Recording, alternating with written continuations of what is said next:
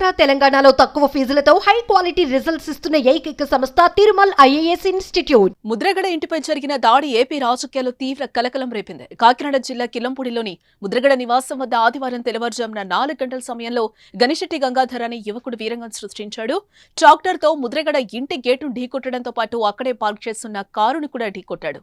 ఫ్లెక్సీలు, పూల కుండీలను ఢీకొట్టి పరారయ్యాడు. అనంతరం మళ్లీ ముద్రగడ నివాసానికి వచ్చి కేకలు వేస్తూ అరుస్తూ నానా రచ్చరచ్చ చేశాడు. దీంతో అతన్ని పట్టుకున్న ముద్రగడ పద్మనాభం అనుచరుడు దేహస్తుతి చేశారు. అనంతరం పోలీసులకు ఫిర్యాదు చేశారు.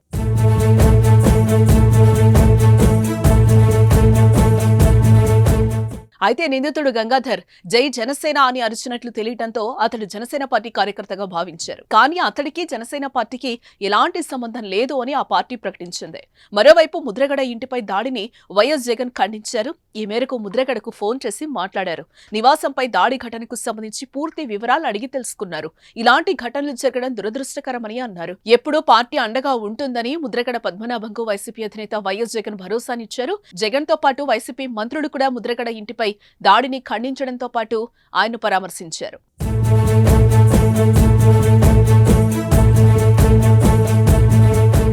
ముద్రగడ పద్మనాభం గత ఏపీ అసెంబ్లీ ఎన్నికలకు ముందు జనసేన పార్టీలో చేరేందుకు సిద్ధమయ్యారు. పవన్ కళ్యాణ్ పార్టీలోకి ఆహ్వానిస్తే వెళదామని భావించారు. అయితే పవన్ నుంచి ఎటువంటి ఆహ్వానం అయితే అందలేదు ఆయనకి. ఇంతలోనే వైఎస్ఆర్సీపీ నేతలు పద్మనాభం ఇంటికెళ్లి పార్టీలోకి రావాలని ఆహ్వానించారు.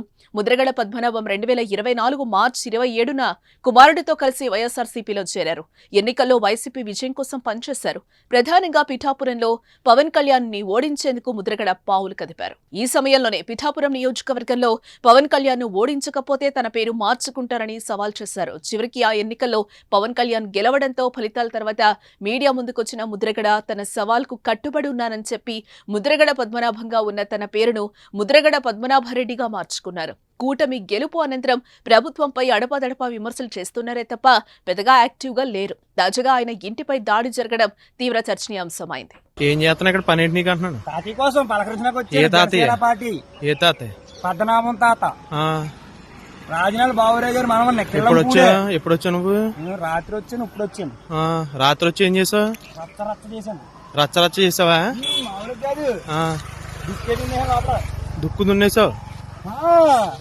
తగ్గేది పుష్పరాజు ట్రాక్టర్ ఏది? తాటర వస్తుంది. రాత్రి వచ్చింది ఏదంటే తాటరే కారుకి తాతి కారుకి చిన్నది ఆనవరు ఎక్కాను. పెట్టేటి మామూలుగా ఒకసారి లోనకరా. ఎర్రసమ్మనం ఏ తాతిని బయటికి రమ్మని భయమా? రాయలాగా భయమా? రాత్రి వచ్చానా దొంగ తాతయ్య